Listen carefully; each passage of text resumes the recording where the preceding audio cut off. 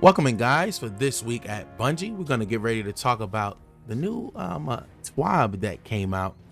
It looks like some interesting changes going on, especially to blue drops and gunsmith and things of that nature. So I want to just go ahead and go over this for those of you who don't get a chance to catch the TWAB this week. We're going to go ahead and get into it, see some interesting things that Bungie is looking into do if you are one that plays the Destiny 2 game.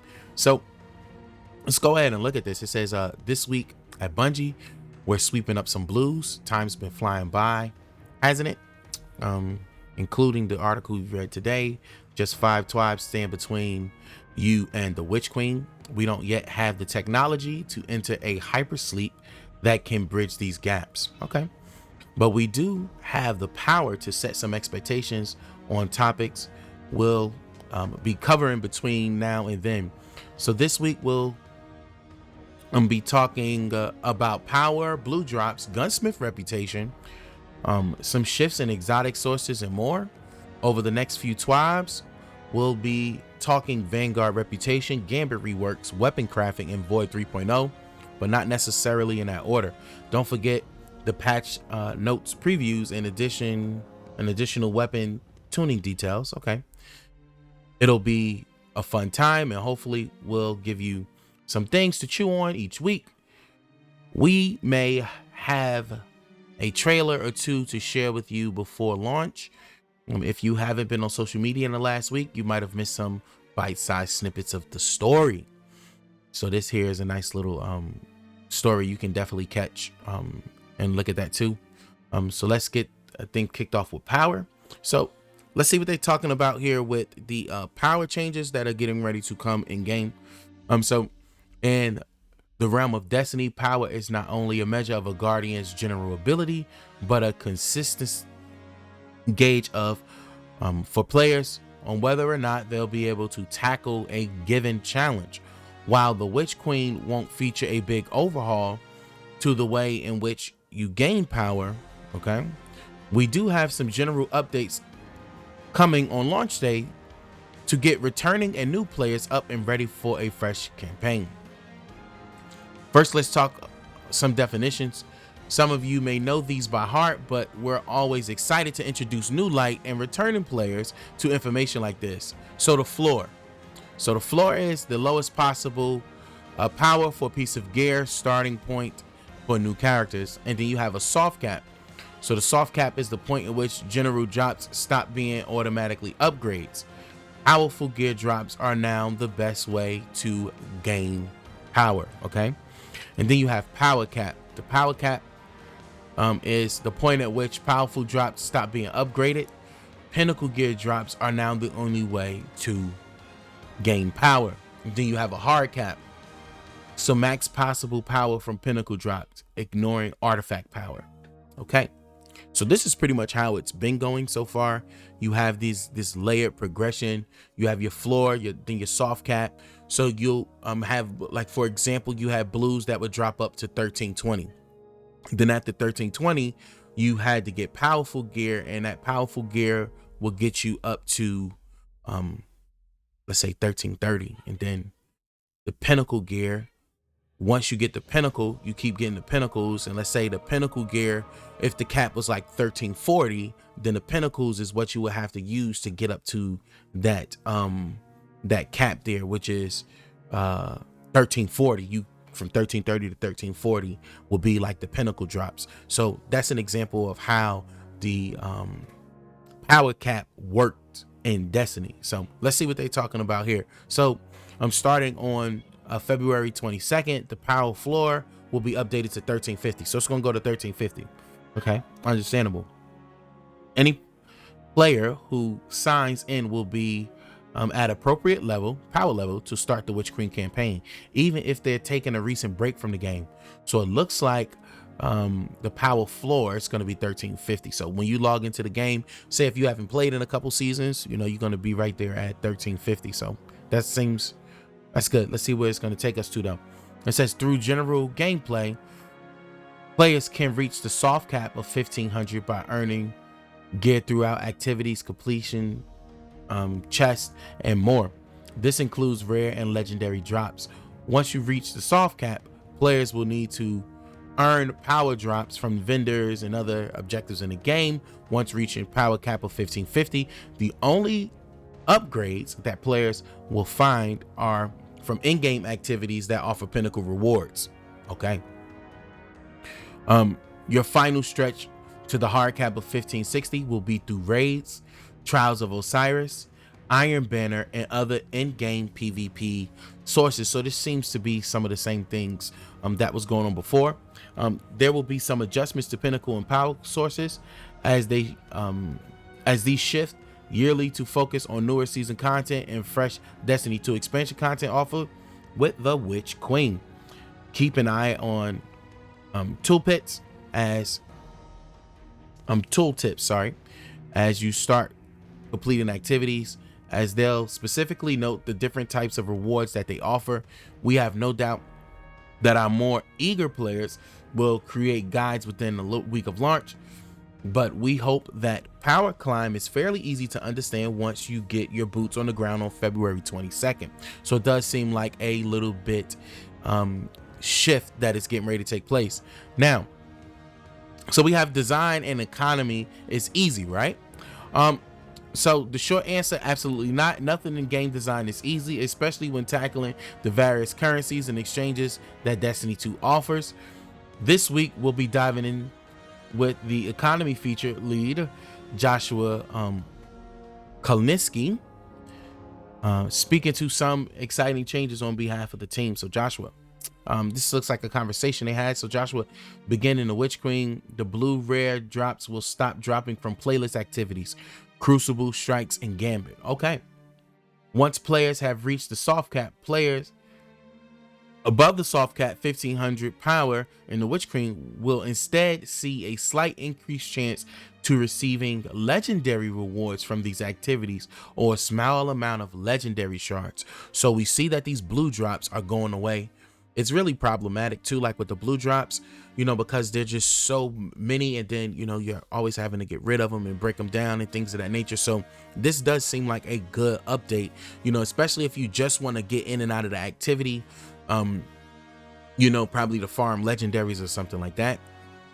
You don't want a bunch of blue Ingrams. So let's go ahead and continue with this. So it says blue weapons and armor will continue to drop from enemies in chests while playing Destiny 2, but we hope that this will reduce the need for players to manage their inventories and reduce the frequency of visits to the postmaster when running the playlist. So since we had made some work ahead of us when it comes to the rarity as a subject in Destiny 2, while blue gear helps players increase their power level early in game, we want to look at their place in the overall game. We aren't expecting any major changes in the next few seasons, but we will spend some time behind the scenes thinking about the future of rare drops all up. So it looks like, you know, I think a good idea would be to do, you know, the blue Ingrams are good, but even with the legendary drops, a lot of the legendary drops are not good, right? It's just purple gear, you know, and it gives you, it may give you an extra function or extra thing that you can be able to use where the blue gear typically does not. But the thing is that when you're trying to put gear sets and you're trying to put things together, a lot of times most of the legendary things that you have are being broken down into telemetries anyway, gun telemetries or things of that nature. So this stuff is being broken down and trying to get legendary shards and things of that nature for maybe something that you want to purchase from one of the vendors, you know, a god roll or something of that nature. So I think that, you know, maybe the impact wouldn't be so much dealing with seasonal players, but players who are not seasoned in Destiny, you know, this could be you know, the difference, you know, especially those who don't have like the expansions to be able to get to these cap levels and things of that nature as well too. So this is something definitely think about. Now, Gunsmith Reputation, Banshee 44 is getting a new reputation system that matches the other vendors in the tower, such as Zavala and Shaxx. This means we will be removing some of the items that we previously associated with the Gunsmith Reputation, namely Gunsmith Material and Weapon Telemetry. Players will now earn Reputation rank progression with Banshee when dismantling legendary and exotic weapons and armor, or by completion the daily bounties. Players will want to spend their Gunsmith material and weapon telemetry at Banshee before February 22nd, 2022. Any materials that are not spent will be removed from inventory automatically. So if you have it, you want to go ahead and go to Banshee them and get rid of this stuff immediately. All right, so mods and mod components. We will also be removing mod components from the game, starting in the Witch Queen, weapons and armor mods. So by Banshee and 801 respectively will no longer require mod components to purchase. Okay, and will instead cost 10,000 glimmer of each. I think this is good. Glimmer's plentiful in the game. You can be able to get it pretty much everywhere from different activities and stuff like that. So I think that's actually good. Furthermore, as part of this update, we are increasing the number of mods available on each vendor at a single time from 2 to 4. Okay. Before we move on, it should be noted that all ghost mods that generate weapon telemetry will be removed, as they no longer serve this purpose. These mods are Arc Analyzer, Solar Analyzer, Void Analyzer, Omni Telemetry, Banshee Special. Okay, Raul's taking over. Let's see. As we have mentioned in the past, Master Raul will inherit Spider's material. Okay, because the Tangled Shore is going away. Makes sense. Okay, so Master Raul will inherit Spider's material exchange duties, and the Witch Queen exchange rates should match what you know from Spider for now. But these services are being shifted to the tower, as the Tangled Shore will soon be off limits to Guardians. In addition, Raul will also be picking up some of the wares that Banshee 44 and 801 once offered. Specifically, the sale of Enhancement Prisms and Ascendant Shards, as noted above. This makes space for more mods to be available for purchasing during the given week. Raul will offer these materials at the same price as Banshee and Ida 1 once sold them. Okay, so we have Enhancement Prisms, which is 10 enhancement cores, 25 planetary telemetries, 10,000, and then we have the Ascendant Shards here as well. So as a final note, before we move on to some exotic news, Master Raul will be able to decrypt Umbra Ingrams. This is good, because right now, currently in the game, if you want to decrypt the Umbra Ingram, you literally have to launch into the helm, which is right upstairs in the tower. It doesn't, I understand the programming side of it and things of that nature, but it doesn't make sense. It's right upstairs. Should be just some place you could just walk up and go to, but it's a whole nother idea. I get that, but this is actually good, because now you don't have to spend those extra moments in and out of the towers and things of that nature. You can just strictly go directly and get these Umbra Ingrams decoded. So focusing for individual seasons, the armors will live on seasoned vendors helm moving forward. So if you want to focus specific weapons from given season, you'll still need to head to the helm for decryption. All right, Hawk Moon and Dead Man's Tale. This is important, because this is going away. The Hawk Moon and Dead Man's Tale, man. So Hawk Moon Dead Man's Tale, as of February 22nd, 2022, the Harbinger and Presage exotic missions will no longer be accessible. The team still wants to preserve the ability for players to obtain random rolls for these weapons. Therefore, instead of adding these items to the moment's monument to lights of lost lights, as we have done with previous exotic weapons that no longer have source, these two weapons will show up as part of Xur's inventory each weekend.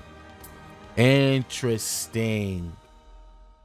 Okay, every week Xur will offer a unique role on both the Hawk Moon and Dead Man's Tale, and will be purchasable to all players that own Beyond Light for the following material. All right, so we have the material: Ascendant Shard, Exotic Cipher, 125,000 Glimmer, and 200 Legendary Shards. Should be easy for you to obtain. But it says, wait, before you go, what about these exotic catalysts? Oh, that's something fun. The Hawk Moon DNT and Aegis Scepter catalyst will be moved to the playlist activities: Strike, Crucible, Gambit completions. In addition to these three, we have also added the ability for 3 catalysts that have been absent from Destiny 3 to drop from the playlist as well. Okay, let's see. Oh, wow. That is good. This is good, man. So besides the Hawk Moon Dead Man's Tale and Aegea Scepter, you now have Outbreak Perfect. Outbreak Prime is still a good weapon to use in PvE. I've been seeing some people using it in PvP too, but just like in the sandbox, you wouldn't take something like that into trials. Whisper of the Worm and the 4 Horsemen. Okay, Outbreak Perfected and Whisper of the Worm have both had the requirements for completion and catalyst updated so that they can be completed without access to the original stories, because those stories have went away. So bam, you need this way to be able to access it here. Now, to save the raid. Oh, okay, so we do have some information on the raid. This is when the raid is going to start for the Witch Queen. So it says Destiny 2, the Witch Queen raid, March the 5th, 2022 at 10 a.m. Pacific Standard Time. So this is interesting. This does have like a Halo-esque feeling to it, doesn't it? But so as you can see, that's when the raid is getting ready to start. It says we'll have additional details on contest mode, Bungie rewards, and other need to know information closer to the date. Until then, get in those time off requests because you definitely want to go ahead and do that work. You want to go ahead and get that done immediately. So we have some reloads here early this morning or afternoon, or even depending on where you live. We deploy a fresh hotfix, address some crashes in Gambit and Dares of Eternity. So this is the hotfix report here. Just some highlights from this hotfix report. Ornaments can now be equipped on the Wish Ender exotic bow in the Grass dungeon, Grass of Avarice dungeon. Players will no longer be trapped outside the encounter if they are dead outside the Crystal Tunnel when the encounter begins. So we have some of these here. Known issues, we'll continue to investigate various known issues. So some of that has been fixed. When first spawned into an aerial activity, hand cannons sometimes don't have ammo. The Days of Eternity game streak now gives up to a maximum 125 points per completion. So you see that here. This is some other stuff about the TWAB here. Race Galaxy. Journey to the Witch Queen, which is a fan-made trailer. You definitely want to watch that when you get the chance. Now, then we have some fan artwork. This is beautiful. Oh man, this is real beautiful, man. Nice. So we have some fan artwork, things of that nature. And a quick clarification before we go. Over the weekend, a few Guardians were out scathing our articles to find out whether or not Iron Banner bounties will be removed at the season end. It was discovered that we had a slight error published to the website, and I want to take a moment to set expectations on what is being removed. Iron Banner bounties will not be removed at the end of the season. Nice.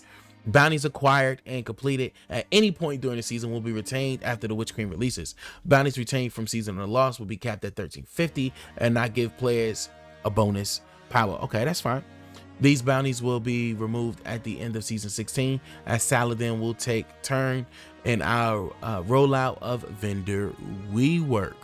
Okay, final note, because I have you here, our final Iron Banner of the season will be during the final week of Season of the Lost.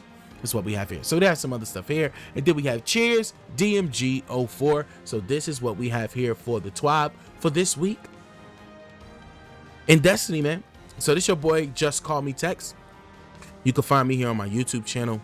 You can also find me out in the world playing the game of Destiny, man. This is your boy JustCMTexx. Hit me up. Peace.